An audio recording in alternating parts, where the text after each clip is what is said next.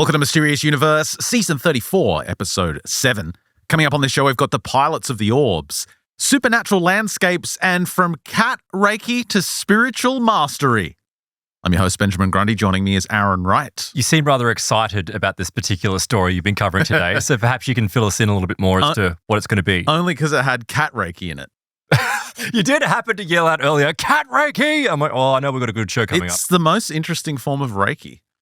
What do you hang on, is it what, do you lie down and you get a bunch of cats to walk over you? Think about it, like the nature of Reiki is your energy transfer. Holding your hands, doing this so-called energy transfer over the patient. But when that also includes trying to wrangle a cat, it's just kind of funny to me. I don't know why.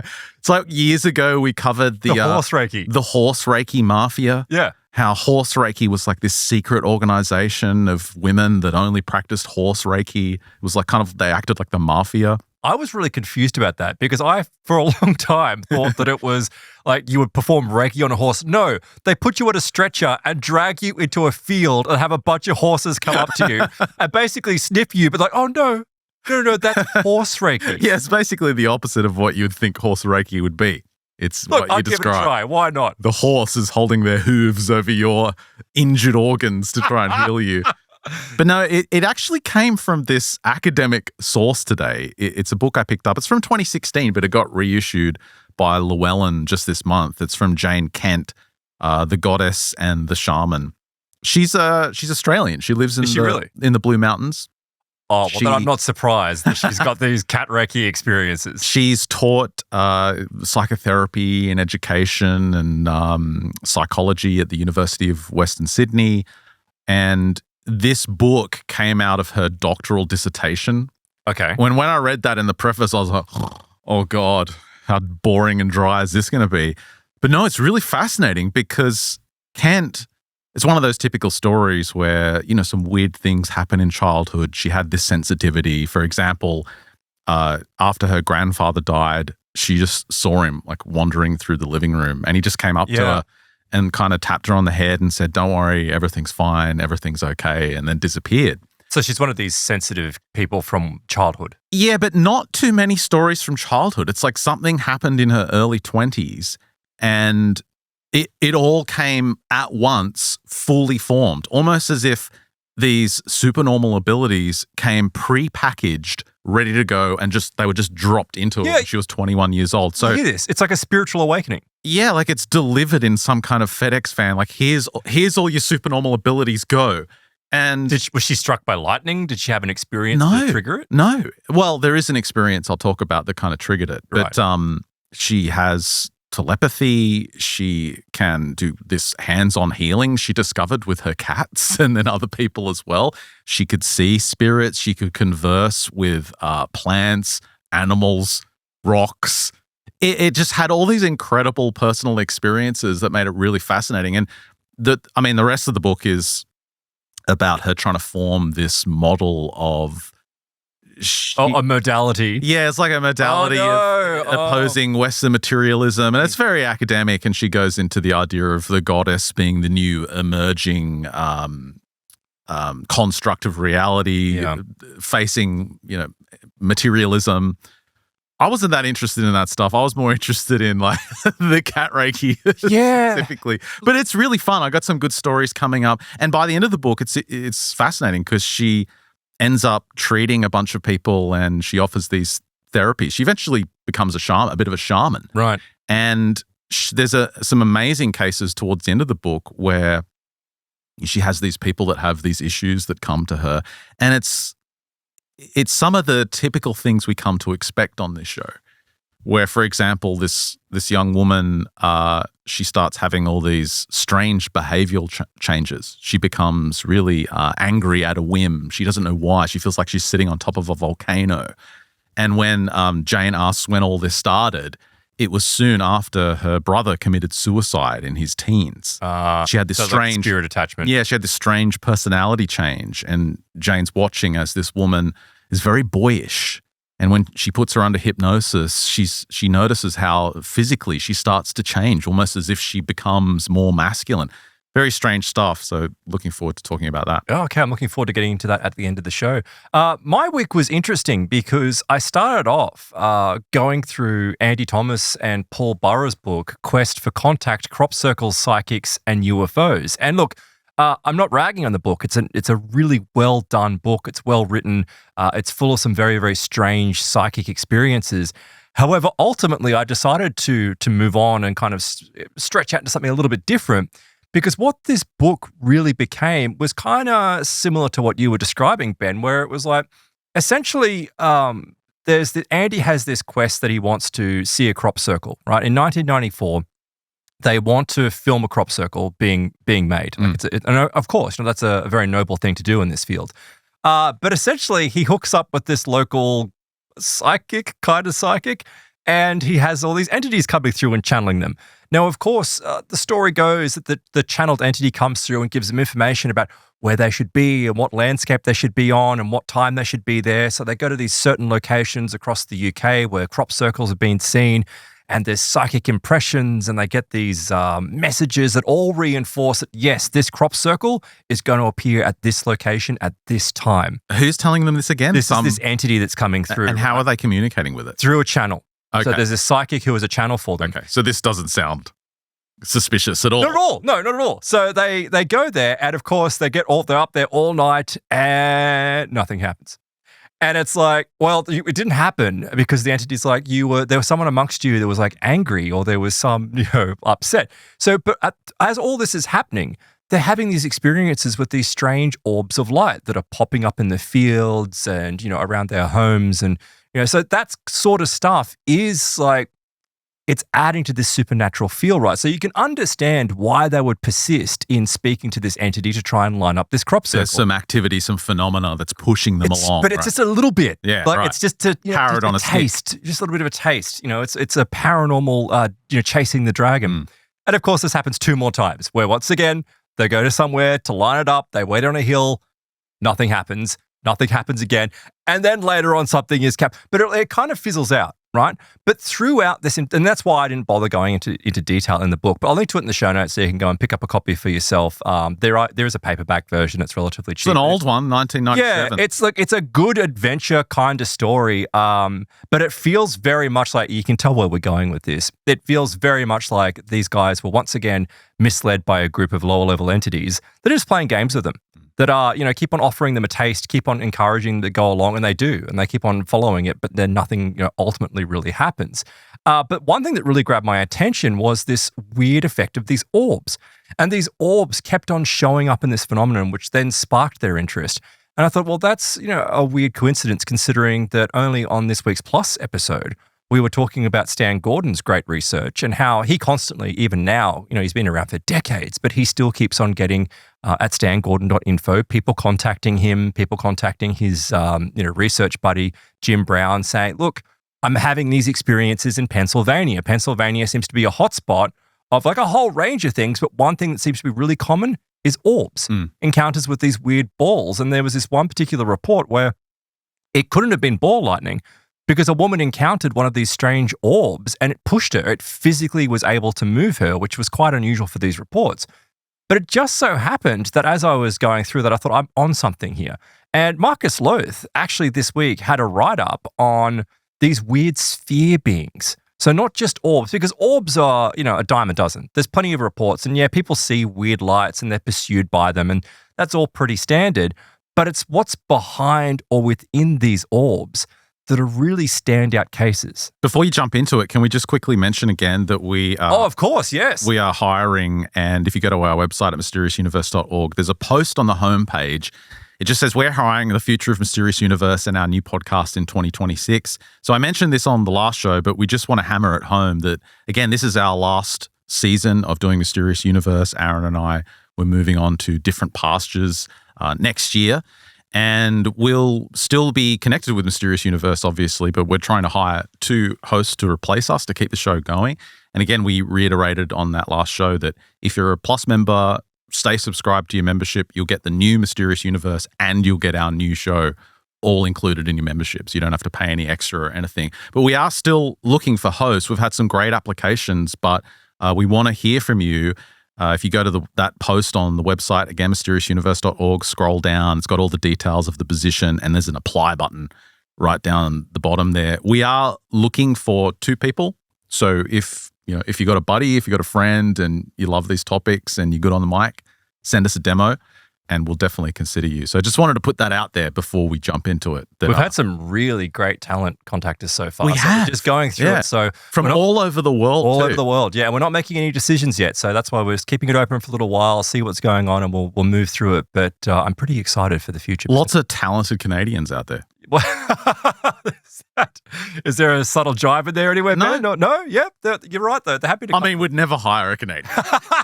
No, I'm joking. That's terrible. But yeah, some great applications from everywhere. It has been really, really good. Okay, well, let's jump into this show and then we can get into your cat Reiki, which I know everyone is dying for. But I wanted to get into this because it's not, Pennsylvania is this hotspot. And these particular articles really stand out because they remind me of some of the stories that we've heard from people like Andrew Collins, who have described similar encounters with crop circle research, but encountering orbs, but there being entities associated with the orbs. And I might go over just a couple of examples of that in a moment. But before I do, let's jump into Pennsylvania, where there's these reports that are just a little bit on the extra side of high strangeness. So one evening near Jonestown in Pennsylvania, you have John Robinson. He was driving along Interstate 81 when he suddenly noticed a bizarre-looking light right ahead of him. Now, to begin with, he thought that he was looking at the scene of an accident, with the lights perhaps belonging to a crippled car. But a moment after spotting these lights, he noticed that he had to slow down, but the scene in front of him wasn't what he thought it was. He said he recalled that he didn't understand what he was looking at. So he could see the scene before him, but he couldn't quite understand. He said he could see a basketball-sized glowing orb that was just slowly bouncing up and down on the shoulder of the highway. Now that, like a basketball. Like a basketball, but a glowing orb basketball. But slowly, so it's like it wasn't even in consistency with the physics that you'd expect. Now, he'd slowed his speed down as he was approaching this, of course, to around 20 miles per hour.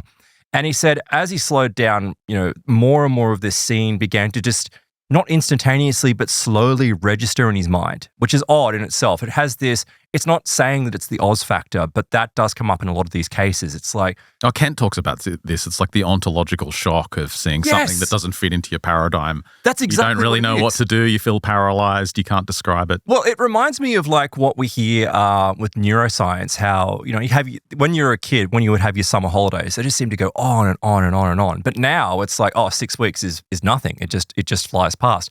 But that's because when you're a child, you're taking in new information. And so that slows everything down. Oh, yeah. Whereas when it's repetition and you're used to something, like you're just in the slog of work or podcasting, everything goes really, really rapidly. So I thought that's the same with this. Like most people, because we're human beings, we're adults, we have our jobs, we have our families and responsibilities. And like we kind of just go about our lives in this rapid fashion.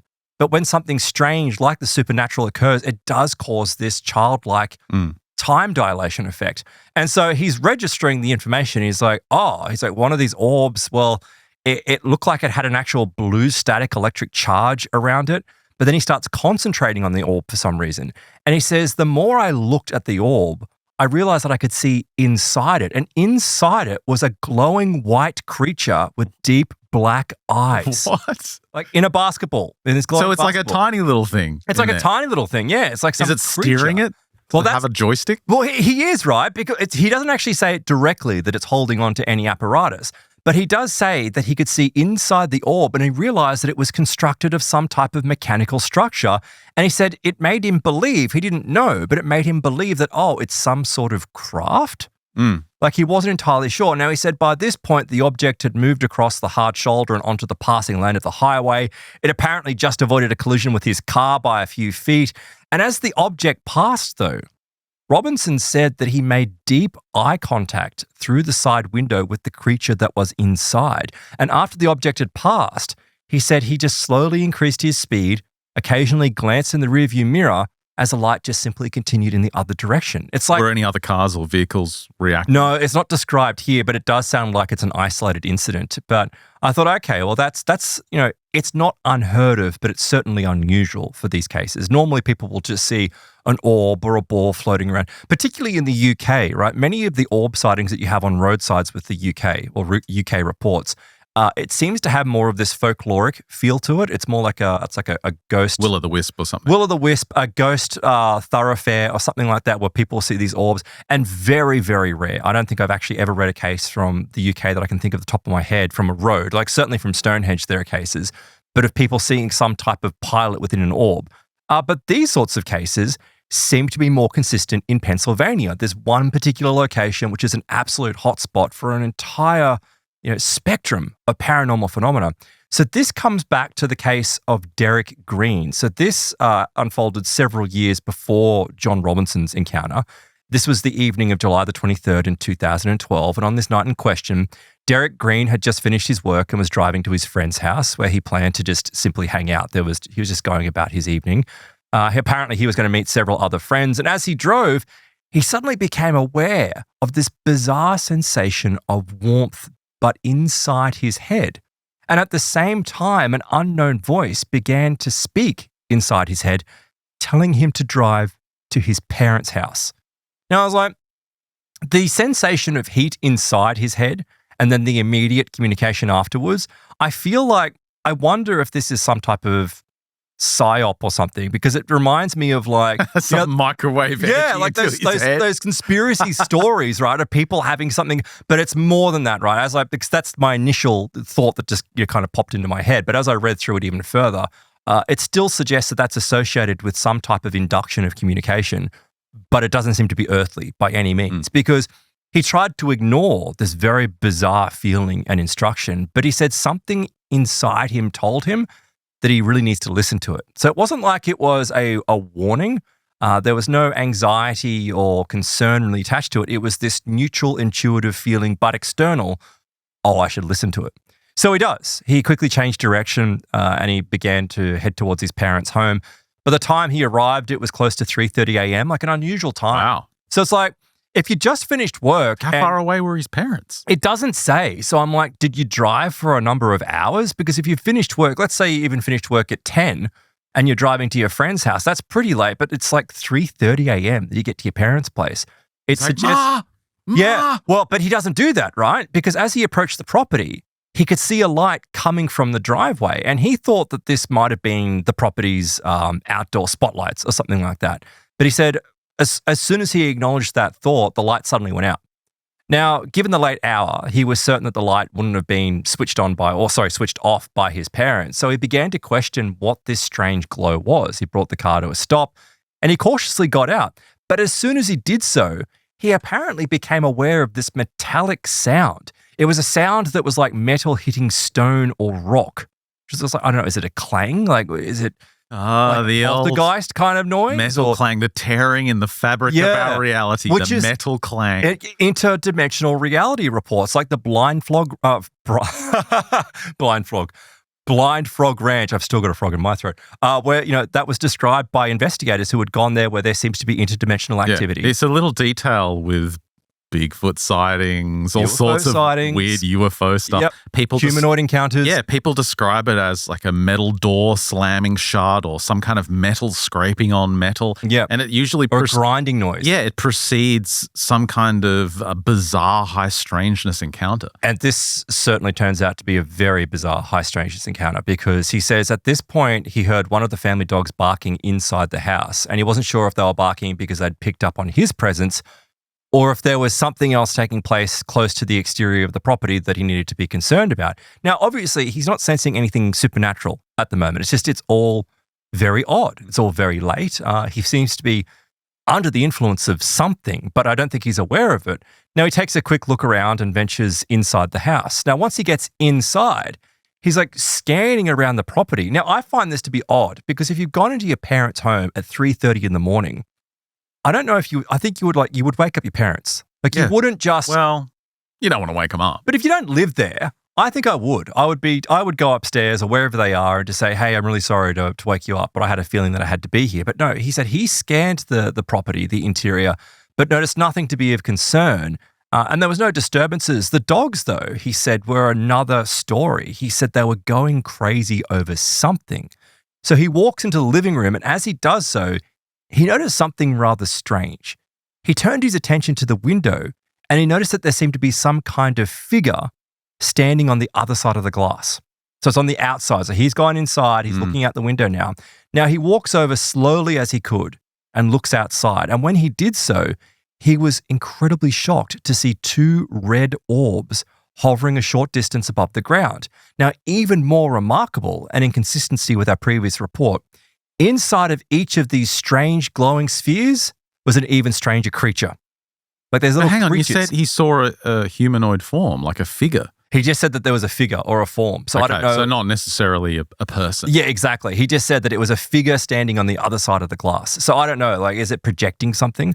Now, he says that he remained as still as he could, hoping that they wouldn't notice, but he was half in shock.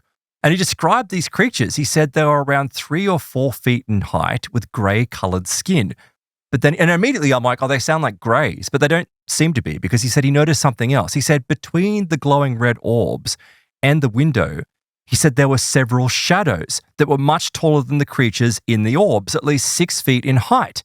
And even stranger still, he could hear what was described as blipping noises coming from these strange shadowy figures. He got a sense that they were communicating with each other. So you were right, Ben. His first attention was drawn to these orbs, but it was like he couldn't at first see these shadow figures, like these 6-foot shadow figures that are standing between the glass and him and these red orbs. And they're communicating in this blipping noise. Now, he said he got the impression, though, that they were attempting to gain entry to the house. Now, he noticed their attention was at the open window.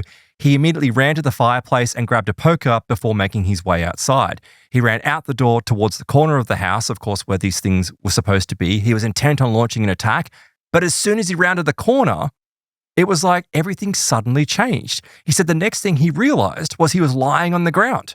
Like, he doesn't have any recall of what happened. Now, if you recall in that last Plus show as well, I was talking about the Michigan monster effects, right? Yeah, absolutely right, Ben. So in this thing report, on the screen, there was a report that was done by essentially a research layman, and he had heard of a collection of reports from Michigan in 1992, 1993. 1992, July 21st, 1992, where a bunch of independent witnesses, I think it was 6 or 8 witnesses, saw these strange black figures that had like a flowing dress, like there were no legs. It was like floating above the ground, hovering around people's homes. Now, this is slightly bigger. It's about a foot bigger than what is being described here, but this is Michigan. It's not that far as the crow flies from Pennsylvania. You know, like, is that what's happening here? Is what he's describing? I mean, the only difference is that you've got these orbs with these weird creatures, these 3-foot tall creatures controlling them. But why has he been called out to this property to see this? That's a really good question. Is what called him out associated with these entities, or is something else sending him out there to try and protect his parents from these things, whatever they are? You're quite astute there, because that's what was going through my mind. I'm like, why was he summoned to this house? Now, if you look into some writings, like for example, I was looking into the UFO Kidnappers by John Keel. He's done a great write-up, which we'll go into in a moment. But in some of those reports, it seems like in some sense people are lured to particular locations. And usually when they're more, I guess, remote, or when there's not going to be as many people around, so they can perform exactly that, kidnappings. So that's what I was thinking with this guy. But like, why then lure him to his parents' house? Why this time of the evening? It's all very, very strange. So of course, he looks around, he comes fully to his senses, he sees the poker lying in the grass next to him. Something I should note also, so in those Michigan reports, every single one of those reports, it was that people saw something outside, or there was some creature, they went running to investigate it or went to engage it. And what happened to them, Ben? They woke up in their bed. There was like, or they woke up. Yeah, that's right. There was in their car or something. A gap in consciousness. Yeah. There was a guy that went to engage this creature, and he kind of ran out to it. And when he woke up in bed, but his feet were covered in mud. So it wasn't like it was a dream or some very vivid hallucination. There was like some physical evidence to go with it. Now, he didn't want to stay outside. And you wouldn't. After having an experience like this, he thought that, he should give the house some distance, though. He wanted to. He thought it was some distance, right? So he dragged himself into the car and got inside and locked the door. So a very wise, thing to do, because he was freaked out. Has he established that his parents are in the house? No, but he glances at the clock on the dashboard, and it's now 5:30. Oh. So he arrived at 3:30, and let's say he spent 10, 15 minutes wandering around the house, maybe not even that long, and it's now 2 hours passing. And it says here, like these 2 hours he simply had no memory of. So as he sat in the car, realizing how drowsy he felt like, he's like, what is this? He said there was strange details that he started to notice. Several months before this particular encounter, he'd actually broken his foot, and while it had since healed, it was still causing him a lot of discomfort and pain. But now after this weird experience, he's like, oh, hang on. His foot's healed. My foot's healed. He said there was no pain in his left leg whatsoever. It's like, had something healed him in the evening in this experience? And it reminds me, actually, it's got like a Preston Dennett feel to it, of like healing by UFOs, even though there's no UFOs seemingly attached to this. I mean, unless you want to call the Orbs the UFOs.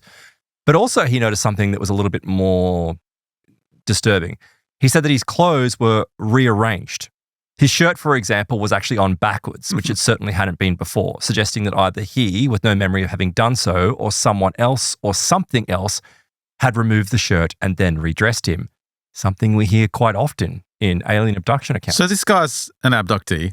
He's been abducted. Probably got a history of abduction. We're going to find out if he's aware of it or not. Well, I presume. Yeah, I was wondering that. It's like, is this what's going on? And you're right. He does have a history of this sort of activity taking place. It's not as anywhere near as extensive as you and I would expect for these sorts of cases because it's a rather short report. But I would dare to say that if he was taken to a ufological researcher or underwent hypnosis, you would probably find that there's something else going on in this guy's life. But he remained in the car for about 2 hours, but almost in a trance-like state and was completely exhausted. It created this daze-like feeling. It was only when his mother left the house to take the dogs for their morning walk that he actually snapped out of it. It caused like this instantaneous snap-out effect. And she walked up to the car and she was actually pleased to see her son, as a mother would be, but she was confused as to what he was doing there. And she's like, why hadn't you come inside? And he's like, and clearly he's so confused about this series of events that had taken place. And no one really knows. But whatever happened on that evening, we're left with more questions than answers. But he actually did experience several other bizarre events in the years that followed. It was like this was kind of the first event. He began to, for example, have these strange, intense dreams about quantum physics theories. Oh, God. Often waking up with advanced scientific equations in his mind. He would write down these equations, and when he looked them up online, he was amazed to find that they were always correct. Also, for some reason he couldn't explain, he began to use the number 31 wherever he could for passwords, usernames, all those sorts of things. Now, I should say, though, that he did speak to a MUFON investigator. So this is important. So he was intrigued. He was very perplexed. He contacted the MUFON UFO network, or the Mutual UFO Network, MUFON, to report this encounter. And he was interviewed by a MUFON investigator. And he told them about this particular event that I just revealed to you. But he also told the investigator that this was not a random one-off encounter, but just the latest in a series of incidents involving something that had been observing him for many, many years. Moreover, this observing intelligence only ever interacted with him at his parents' home. It reminds me of a story. I think I did it on the Plus show a couple of weeks back, but it was an abductee retelling his story after years and years and years. And he said there were these large gaps in between the interactions. So a lot occurred in his childhood and especially in the years that he was going through puberty, and then it stopped for a long while. And it seemed like there was a 25-year gap between that last encounter when he was in his late teens and the next one. Well, time is irrelevant to these things.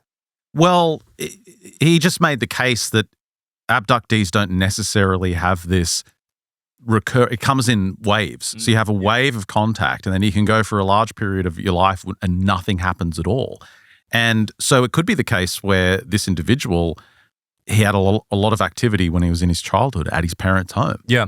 And when they turned up again, they were like, oh, he's not here. He's not here. Let's call him in and continue the activity. Well, that's what I thought as well, because even though he got this concern or fear that they were trying to get inside, I don't think that he necessarily thought them to be threatening. And that's what makes me think is he used to these interactions? And now we know that perhaps on some level he is because of this long experience. But furthermore, he said that in the years since that encounter, like the most recent encounter at his parents' house, his stepfather had let out that he'd also had some very strange and disturbing experiences that are not described here. But I'm like, well, that suggests that there is something associated maybe with this property. And that's Is this a new report? No, this is a rather old report. It's 2012 that this one came out. Well, actually occurred, but then came out a little bit later than that. But as is highlighted here, these sorts of encounters with this subset of activity that's associated with orbs goes back decades. Like it goes back a long time. So we go back still in Pennsylvania. There was a report that came from the mid-1970s where there's no name provided for this one, but it was just an online commentator. But he said that when he was younger, he was riding his bike close to his neighborhood when he noticed a 3 to 4 foot silver ball that was floating over the top of a telephone pole. He watched the strange metallic sphere for several moments before he suddenly began to feel dizzy. Then the next thing he knew, he was sitting on a short wall a short distance away. And I'm like, again, like it's this same weird effect that it's causing trouble. Now, after a moment, he came to his senses, he scanned his surroundings, and he noticed that this metal ball was actually closer to him. And he said it looked like a mirror, but it was now glowing. And he elaborated that this sphere-like object reflected everything around it. And he found himself fascinated by looking at his own reflection that was within it. But then, without warning, it just suddenly zipped away. It disappeared into the distance. And by the time he returned home, his parents were wild. They were extremely concerned about him. They said, "We've contacted the police. Where on earth have you been?" And of course, how long was he gone? He doesn't know. But there was apparently it was quite a while that he was gone. But even more upsetting, right, is that obviously he couldn't explain to his parents what had taken place. And I'm not sure that they necessarily believed him because they were not worried. They were annoyed at the worry that he had caused. Yeah. But things turned strange several hours later when he actually just suddenly became very sick and vomited a strange black fluid. Oh, God. Which, is obviously a very disturbing, horrible thing for a parent to experience, obviously for him to experience. So they rushed him to the hospital.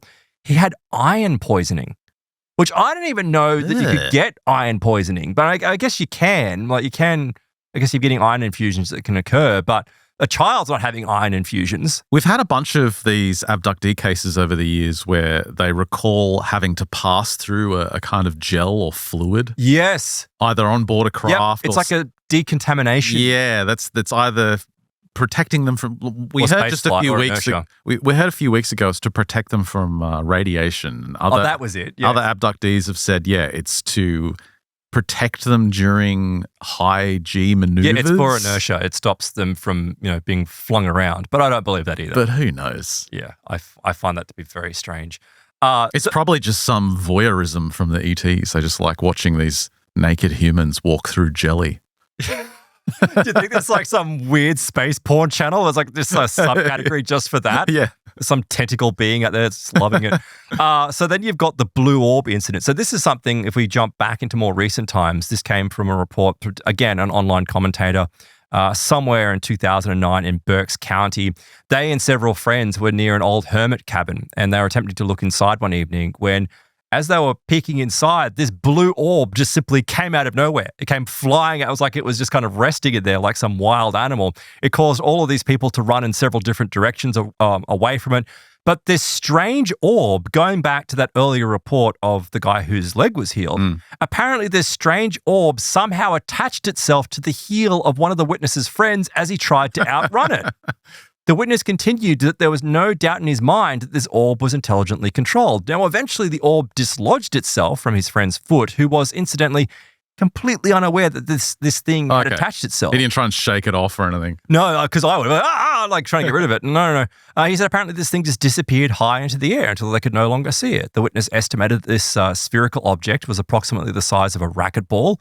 It had a clear shell and blue plasma or fire inside it. He concluded that the encounter was by far the creepiest thing he's ever experienced. Like, I have no doubt that it's probably the creepiest thing you've ever experienced.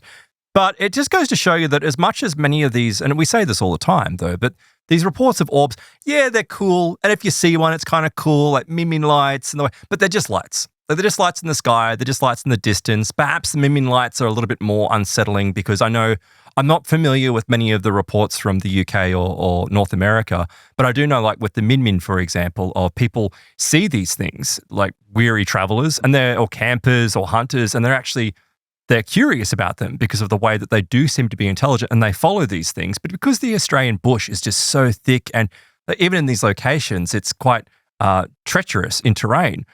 There are many reports of people that follow these things but almost fall off cliffs. Yeah, because right. the things kind of just bob and like lure and play little games with them until they realize that they're looking up, not looking down. And it's like it's trying to bring them. Yeah, and there's a bit of ambiguity about the experiences because it's often just a light in the distance. Correct. And so they can never really be sure. Is it a vehicle? Is it a reflection of something? Is it a hunter? You don't really know what it is. But strangely enough, with the Min Min lights, so many of them that people have experiences with them, do insist that these things have intelligent control about them, like they are intelligent. But I think with like the Min Min lights and those sorts of reports, that's a category of reports of where it's almost like an undiscovered fauna.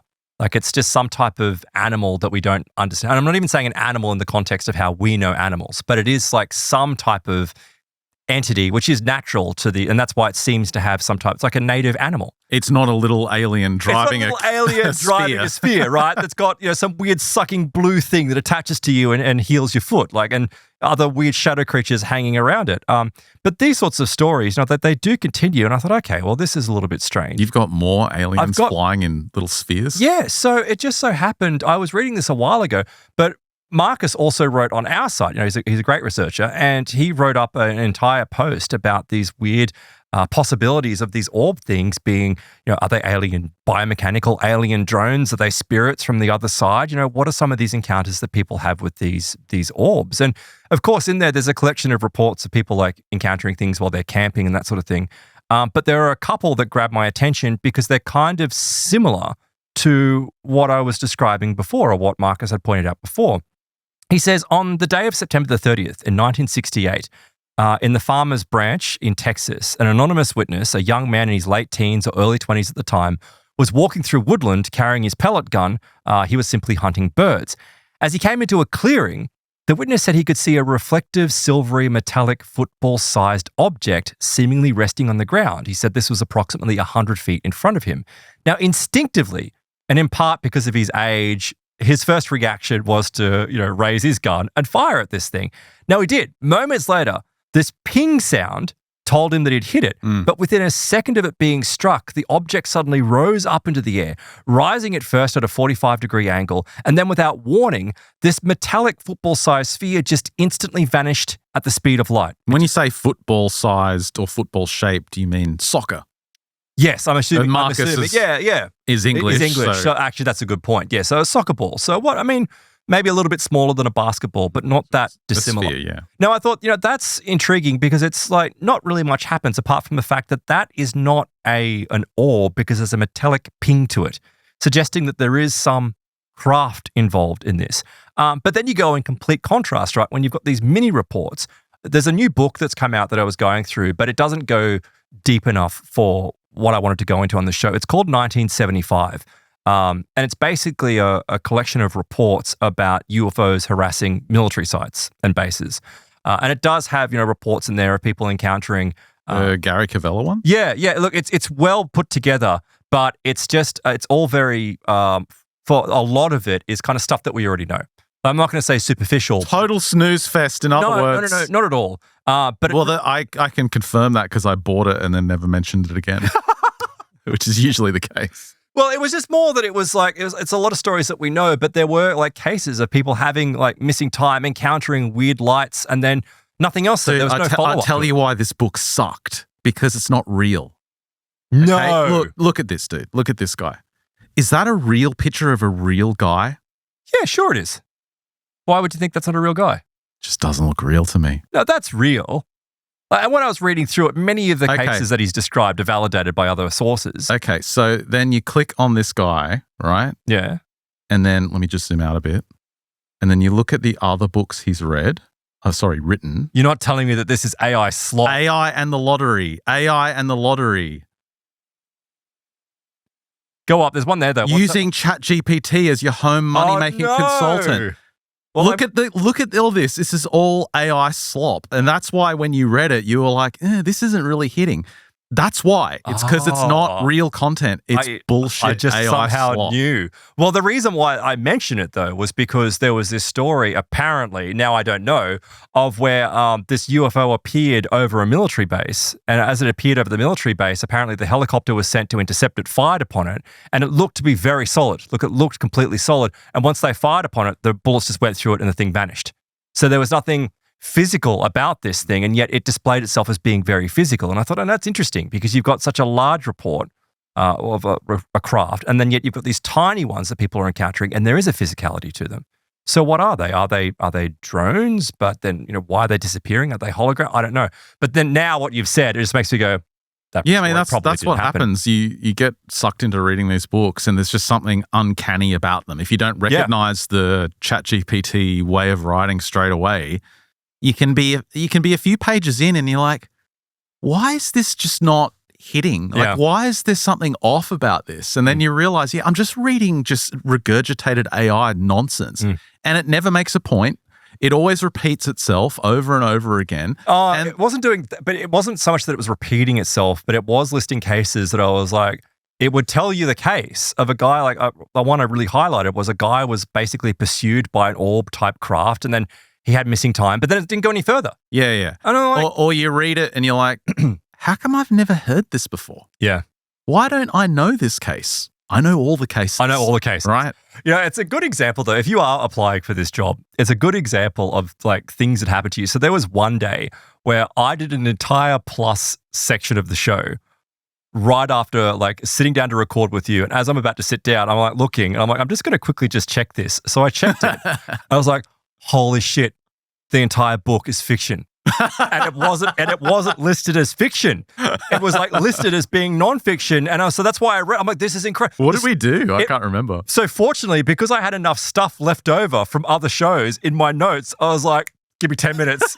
It's like, that's so funny. So don't get me wrong. 5 minutes before the show. I'm not saying that it takes 10. I was just so lucky that the gods had aligned everything that day that I had a whole heap of stuff just ready to go because I'd spent all day reading this book. It was incredible. This book was about the fact that there was these recently released documents that revealed that in the 1960s that some craft had flown over Washington, D.C. and had knocked out their communication systems and had overridden the communication systems. So it was written in a non-fiction style. Yeah, it was good. The whole book was put forward as based on a true story. Yeah. Someone sent me one of those the other day, but when I looked closer at the details, it says written in a non-fiction style. But everything else the author has written is fiction. Yeah. So it's like, okay, so obviously this is fiction. Yeah. So yeah, I mean, you just have to have your wits about you. But I mean, even more so now. I mean, I almost got caught out with the AI. I'm glad that I didn't end up doing. No, now it's so easy now. It's just It's a shame though because it muddies the waters. Like already these stories, like the stories that we talk about in this show are allegedly true. Like when we report them, it's what people claim that happened to them, and it's up to you to make a decision whether or not they're telling the truth or not. But to throw in this AI slop. Then people can just start going, oh, well, it's all garbage. And that's what people do. There's cynicism that comes through. So, but sorry for the detour. Going back to this, look, there was this other report. So the date in this particular report is uncertain, but it was a late autumn or early winter of 1995. This was in Alabama. Apparently, a group of churchgoers witnessed a very bizarre orb-like object as they made their way to church in Anniston. But not only did they view this thing, they were pursued by it. Now, this particular report was compiled by MUFON. And MUFON investigated it, published a report, and they said that there were between 10 to 12 people that witnessed this. Now, unfortunately, the exact number was uncertain because it was apparently a cross-state bingo trip. It was organized by two churches. The driver wasn't a member of the church, but was a respected local businessman. So apparently that was important for the veracity of this story. Regardless, it was around 7 p.m. The temperature was particularly low, and they were making their way past a poultry plant. Now, the witness first noticed a strange light overhead. And to begin with, apparently they were all kind of distracted by the overwhelming stench that was coming from the plant. Now, I thought, it might have been the plant. But so many of these reports of like orb kidnappers and UFO, there's often, again, the smell. That smell. Yeah. And I'm like, that's exactly what I was reporting in that story. Well, the brimstone, but in the story we did of Michigan, the Michigan monster, everyone was saying they were smelling diesel. Yeah. Or some type of fume. Burnt tires. Burnt tires and burnt rubber. That's what happens in these things. People will suddenly smell burnt rubber, which is really odd because I think people don't, generally know what ozone is, but you kind of do. And ozone, people describe it as being sweet, right? So I'm like, well, if it was a UFO, an ionization, that would make sense that people would smell ozone, but it's not that. They're smelling this heavy diesel or brimstone, sulfur-like smell, which, fits in with, more of the demonic stuff that people claim that they see. Anyway, so this smell is kind of permeating, which is distracting them. But as this witness was looking at this light, apparently it suddenly moved. And the witness yelled out, "That's not a light, it's some kind of flying thing." Now, all the people in the vehicle started looking up at this thing, and apparently the light, they realized, was heading in their direction. The driver even sped up. Now, moments later, this realization came through that the light was actually intentionally following them. It was maintaining this almost perfect distance of 50 feet. Now, the witnesses later described this strange orb as looking similar to a large light bulb, but even stranger, they said there was a vague outline of a humanoid figure within the light. Again, right? Again, these little beings but they're mini. It's always these little mini beings. Does he have like a little scarf on? No, yeah. Flight goggles? Yeah, exactly, and gloves. No, that's not described, but after several moments with the light continuing to follow them, many of the witnesses began to feel very unnerved and even began ducking in their seats as if they expected some kind of attack or other unpleasant interaction. Isn't this the famous Japanese case where a mini sphere or mini UFO appeared? And this is a case. There was a being. No, Alabama. I'm not talking about this case, but isn't there a Japanese case like that where this little tiny sphere appears? Oh, it's not a sphere. Was it the Kera? Was it Kera or the There was like a mini UFO that showed up. I can't remember the name of it. It was in the 70s or something. That's right. Anyway, keep going. I'll look it up. While I search for it. So regardless, yeah. So apparently they were looking at the windows, very unsettled by what they were seeing. But they said some strange beam of light that had a sparkling effect actually emerged from the object on several occasions, and they incidentally claimed that it hurt their eyes. So it's firing some type of beam at them. Now, at this point, the vehicle entered an underpass, and the light did not follow. And the group thought that whatever it was had given up the chase. However, as soon as they emerged from the other side of the underpass, they could see the orb hovering above them. So it's like it shot over the top and was waiting. I don't know why it wouldn't go through, but regardless, it was like this thing was awaiting their arrival. And with that, the mysterious light apparently followed them once more, always maintaining this safe distance from their vehicle. But then, after several minutes, the bus approached an intersection where they were forced to stop.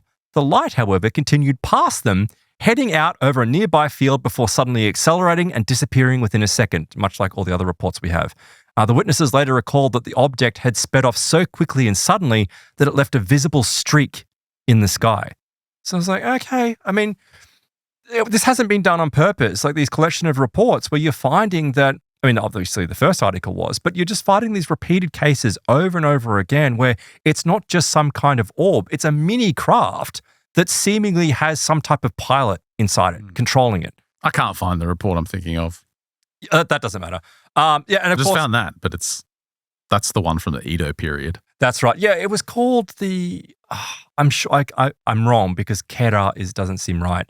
But it was a mini UFO and it behaved in a very, very some strange. kids saw it. That's right. Yeah, and they felt like there was something inside it. There was like a noise that was coming from inside. I know there are people right now screaming at us, telling us what it is, but I can't recall. So go and actually, what time are we at? Oh, look, go and check out this article. I'll link to it in the show notes because it also has a collection of reports of people that, I was talking about before, encounters with Mimin lights. But there was one that I just wanted to add here, which I thought was kind of strange, where it was like, just see if I can pull it up. It was what I was telling you about, misleading people and leading them into, dangerous situations. So look, thinking about these mini people, these mini pilots of UFOs and orbs, it reminded me of the great work of Andrew Collins and LightQuest. This is your guide to seeing and interacting with UFOs, mystery lights, and plasma intelligences.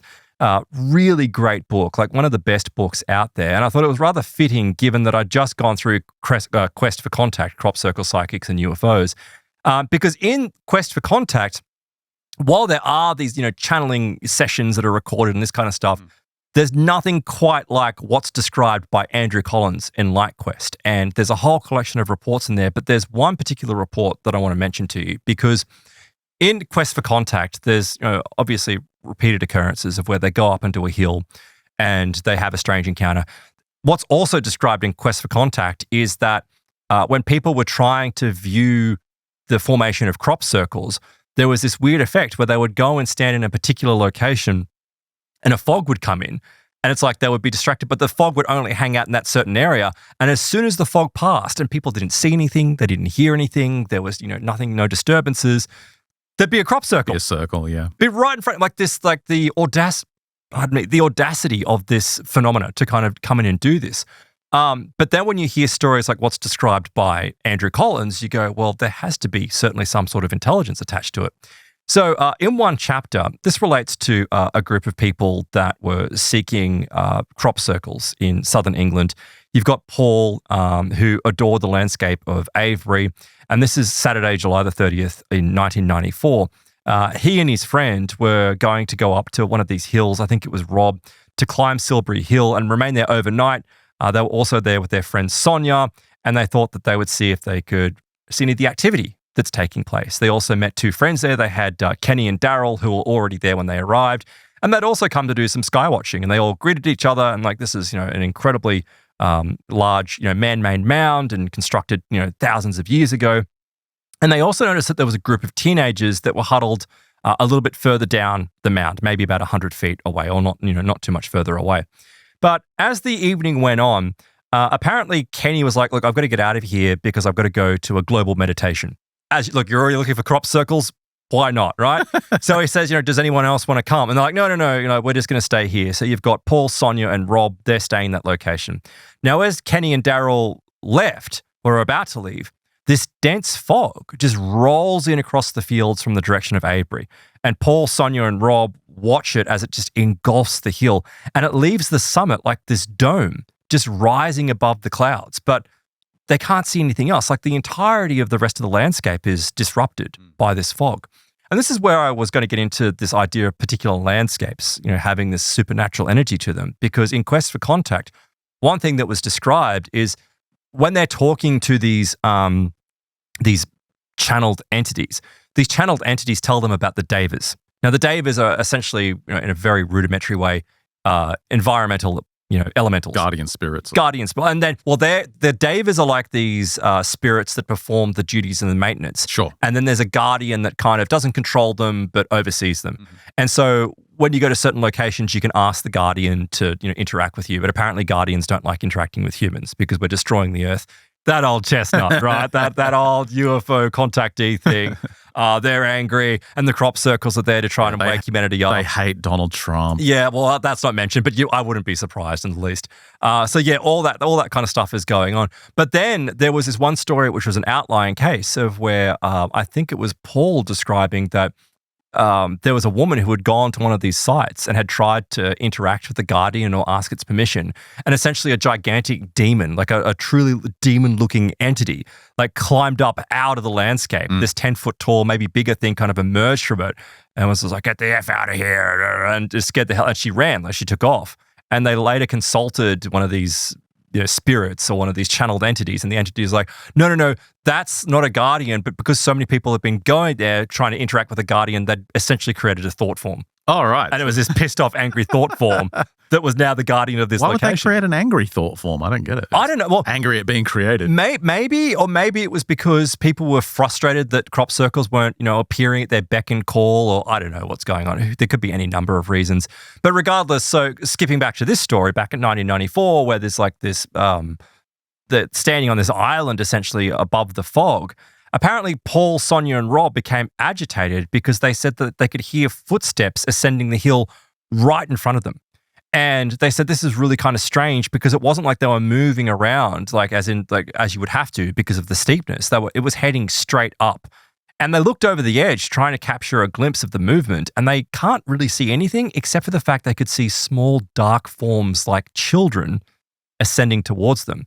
And as soon as they're looking at this, and this is why I mentioned this, is because then their attention is drawn to the sight of an orange ball of light that looked like a flaming torch. And I'm like, all these cases I've just mentioned before, you've got all these mini people, shadowy forms, and then this vehicle, which is this orb connected to it. And that's exactly what it was. Now, guess what? At that very moment came a distinct smell of what Sonia described as being burning rubber. There it is. That smell. Paul likened it to sulfur or acrid smoke from a tire fire. And this seemed odd because they were now like in this location where you shouldn't have these scents, right? And they said they watched as this second fiery orb kind of appeared and started heading in their direction. And at first it followed the footpath that leads down this long barrow, but they said that they spotted like the silvery globe, and it was all becoming very confusing. They're trying to understand what's going on, and they watched as these fireballs changed course, and they crossed over this grassy meadow between them and reached the edge. And she said, this was Sonia, she's remembered that in her bag was this cycle lamp. So she pulls this lamp out and she kind of starts flashing it, but she realizes that the light doesn't really do anything. It actually impedes their view in the fog, so she turns it off. But she said eerily at that precise moment, the two balls of light stopped dead in their tracks, at which time Paul, Sonia, and Rob saw beneath each of these forms that there was tetrahedrons or three-sided pyramids made of equilateral triangles. Now, inside these trees, you've got the balls of fire at the top, and you've got these weird pyramids underneath these balls of fire. He said the edges, they look like dark struts. They appeared to be solid that was under this form, and the interior was translucent. And every moment or so, there'd be a lightning-like flash that would come from them. Now, they're watching these things. It's like a fireball with a pyramid floating about. But they said inside these transparent pyramids, either kneeling or sitting cross-legged, was a small figure sitting inside. Well, I just said inside. But its hands were clasped together on its lap, like it was in some type of meditative state. And to add to this surrealism, these beings were around 4.5 to 5 feet in height. They seemed to emanate a dull orange glow. Are they human? They're the humanoid form, but they could just see this figure, right? Now, these objects got close to them, around 15 feet, maybe 20 feet. And Sonia said that everything, as they got closer, started to slow down. Everything went into slow motion, like this Oz factor, this Jenny Randall's Oz factor that I was describing earlier. She said she recalls putting her hands out towards these globes of fire, which were about 60 centimeter or 2 feet in diameter, as she became aware of seeing the situation from a different perspective. She was no longer looking through her eyes. It was like she was disembodied and up and kind of watching down on this scene as these balls of light came towards them. She says she's had this experience before because she was involved in a bad car accident, and she's having this other perspective. Now, Sonia goes further by insisting that she could actually hear the objects in her head, and she said they had this faint whispering accompanied by a crackling, high-pitched sound. Now, what was quite unsettling about this is as she's watching, she can see those kids that were down the hill. And she said the kids now seemed to be covered. Their bodies were covered by black bin liners that were glistening as if they were wet. Like, these kids aren't in bin liners, but this is what she can see as this is going on. And Rob apparently leapt backwards as one of these fireballs erupted into this intense burst of light. It wasn't a heat, but it was some kind of silent explosion, shocking them all out of this state of what they were in. And these things took off back down to their former position, and it came to a halt, but then it initiated one of the strangest sequences in the entire episode. First, one and then another small humanoid form, similar in size and appearance to those seen inside these pyramids, emerged hand in hand from inside small globes.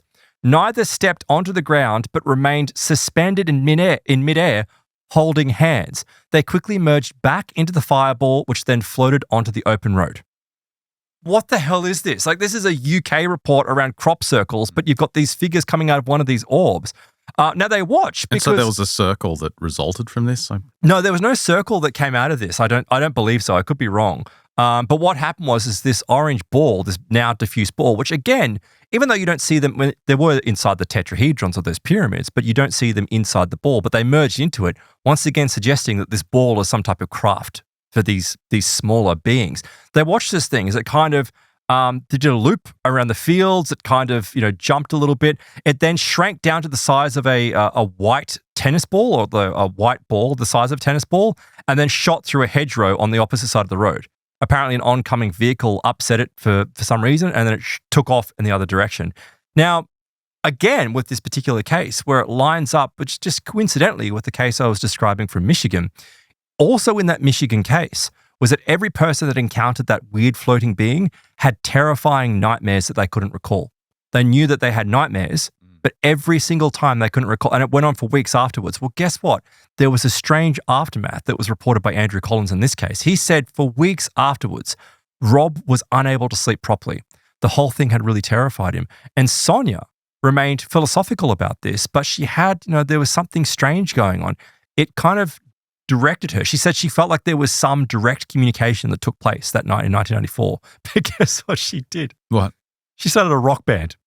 Okay. I'm like, I was expecting, you have this profound, weird, supernatural experience with weird beings from balls of light, and you're like, oh, I'm going to start a rock band. At least she didn't sell all her holdings and try and build a pyramid in the forest, or that's true. Usually what people do, upend their life. I guess she would have upended her life. Yeah, starting a rock band. But I thought, that's pretty intriguing. It's got this. Again, it's like these cases of where these balls of light really are, I think, like an underreported element of these sorts of encounters. And these encounters, though, it's not like someone just seeing a UFO. It's like there's all this extra baggage that's added to. I mean, you're tempted to just jump on the bandwagon of saying it's connected to the alien phenomenon, and it might well be, but it's so much more strange than just the idea of a physical craft with occupants inside. But then, you add to that idea that supposedly these craft can change size. When you add the idea that these things can change size at will because they're not restricted by the physical restraints of our material dimension. Correct. Their origin is somewhere else, and maybe they can shrink and expand at will. And that's where they come back and start fitting into more cryptozoological cases. Again, still outliers, but it's like the reports of Bigfoot being seen with glowing orbs, right? Or, in more extreme examples, glowing orbs seeming to transform or shapeshift into Bigfoot creatures, dogman creatures. They're rare, but those reports are out there as well, suggesting that there is some shapeshifting form that's connected to these things. Are they the same, or is it just a coincidence that this is the way that's manifesting? I'm not entirely sure. But look, this get me thinking, and I just wanted to mention a couple more. Can you understand, though, why a lot of people just come to the conclusion that it's demonic? They're just demons? Well, I can, but enlighten me. Why do you think that they immediately go to that? Because of the shape-shifting factor? Yeah, it's shape-shifting. It's taking on different forms, but the result is nightmares. The result is people's lives being destroyed. The result is, people with all this missing time and horrible experiences. So you're right. I can understand why people go, well, this is just demonic activity. Well, I mean, but you don't even have to go as far as it's demonic. I can see why people would go to the demonic because of like all that strangeness that's connected to it, right? When it invades people's homes.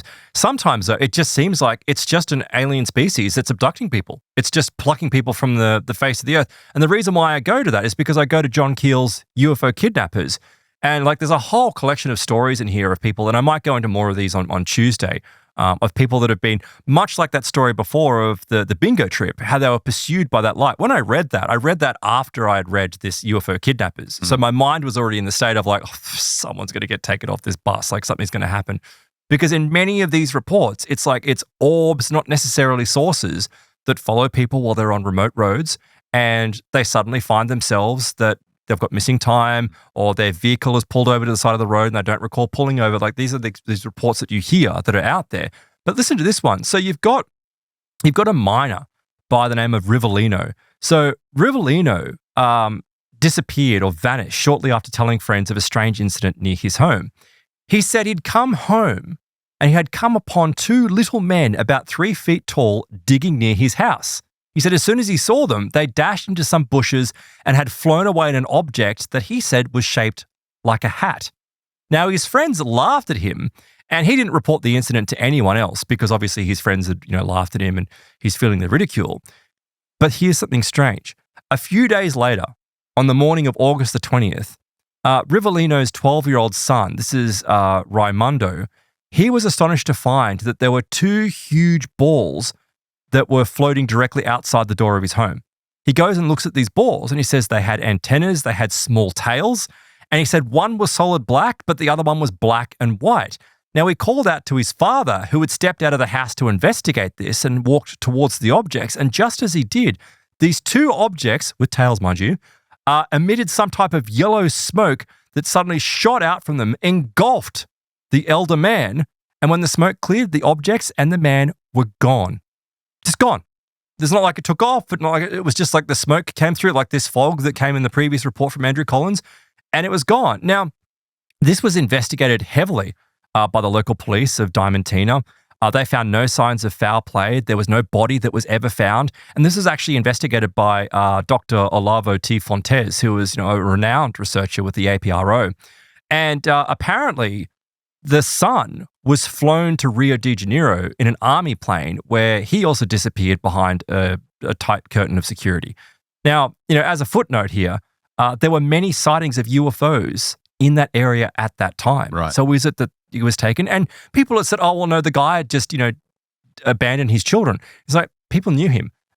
The mother had passed on, so there was no way that he would have abandoned his children. There's no way that he would have done this. So this particular article has got like a bit of snark in it from, and rightly so, from John Keel, because it goes through and lists so many of these reports of people that are interacting with these things, and they're plucked, like they're taken from their cars, they're taken from their homes. And he's like, oh yes, another person taken by a cloud of swamp gas, or another person, taken by a weather balloon. That's not happening. There's something else which is going on. And maybe because at the time, this is obviously a very old article, it's decades old, maybe it was part of like that whole cover-up because whoever was investigating it or the government didn't know what it was, and so it's better just to play it down. Or even worse, did they know what it was? And there's nothing they can do to prevent people from being, attacked like this. But I just thought that particular case stood out because, again, these orbs, these balls, a gas. There's no smell reported here, but I'm like, well, I'm thinking that smell is associated with a gas. So what are these things? It's all very, very strange. Well, again, that goes back to what I was saying earlier, and we mentioned Brimstone Deceit on the last show from Joshua Cutchin, which details this thread of all these cases of high strangeness having that smell associated with it. But remember, the brimstone is associated with demons. It's associated with the smell of hell. Yeah. So you can add that into the column of, well, is this just a demonic activity? Where are these beings actually from? Yeah, I don't know. I mean, that goes back to the idea that these things are all the same entity, but it just puts on a different masquerade for people to experience. And I'm willing to indulge that idea, but I'm not sure. I think some of these cases are just that much different. Like if you look at these cases, like let's just talk about what we've spoken about this evening. You look at like those early reports across Pennsylvania, they've all got some form of consistency to them in there. But then when I say that, though, then you do have the high strangeness attached to it, like being summoned to go to your parents' home. But the reality is, like, you can categorize those. Well, all those cases have a particular feel to them. But then you go to the reports of orbs and things in crop circles, and then that's a different kind of high strangeness. And people aren't being abducted, but yes, they're having missing time, and yes, they're changing their lives.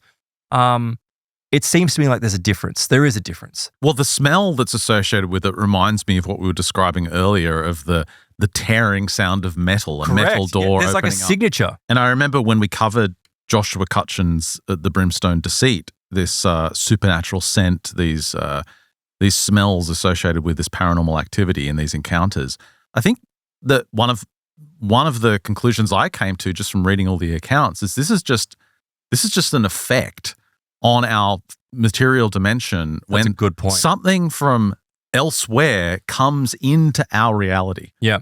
It's like a leftover, environmental effect. It's like, when a portal opens, it just effect. happens to smell and it makes a particular sound. Yeah. So, and I think that's what unites a lot of these cases is they're actually from the non-physical dimension. You're right. But that doesn't mean that they're all the same. That doesn't mean it's all the same activity. Correct. It just means that, they're all using the same mode of transport to get here. Yes. Yeah, I'm really pleased that's really where I was heading with this, is that like maybe it's a group of different species, even different entities that aren't even like we would say species, but it's like, but they're interdimensional or something like that. But they've all worked out that this is what apparatus you use or material you use to enter into this reality. And that's why we're getting so many of these cases which have these similar attributes and yet such wide strangeness attached to them. There's one case I'll leave you with as well. This is from the Timmerman files. This was John Timmerman. It was reported by Malcolm Smith from Malcolm's Musings. But I recalled this case. So in a lot of these reports of people that have encounters with orbs, funnily enough, it's not mentioned in the reports today, but many of these people say that they get a tingling effect, and they do smell ozone, which suggests that this is a ball lightning, but then, of course, people interact with them, so it suggests that it's not ball lightning. But this tingling and that charge in the air is something that is reported in these cases, but also in interdimensional cases, right? Appearing in our reality. So there's this one report that comes from Indianapolis in Indiana in 1977. The witness was standing in his living room, minding his own business, when he felt a sudden charge in the air, a tingling all over his skin, and the hair on the back of his neck started to stand on end. He felt that he had to turn and look behind him. It doesn't say why he felt this, but he did. There, emerging from a line in thin air, was an upper arm, shoulder, and part of a torso of something non-human. There may have been a small coloured glow to the line, which appeared to form the boundary between, well, this world and somewhere else. Now, almost at once, like this thing, as it was like zip and like stepping into our reality, like, oh, there's someone there.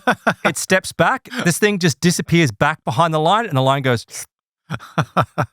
Yeah, it sounds like a bunch of the stories from Skinwalker Ranch. And it also reminds me of some of the tales from the, early, 1900s with spirit. A lot of fae folk stories come up in this. Well, I was going to say spirit circles and, those early, even Victorian era seance stuff where some kind of figure would appear and then vanish when the seance was over. It's almost like, I mean, I know it's easy with popular culture. It's like the Terminator effect of like it's a sphere. Like it has to enter our reality. So it comes through as a sphere. Although, I mean, in that particular case, there was no sphere.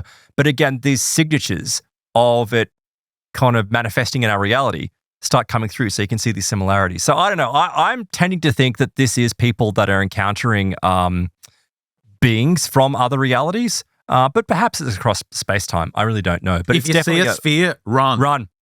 Well, actually, one thing I was reading, I didn't end up going into it in great detail though, but it goes back to that whole thing about like the color of the sphere as well.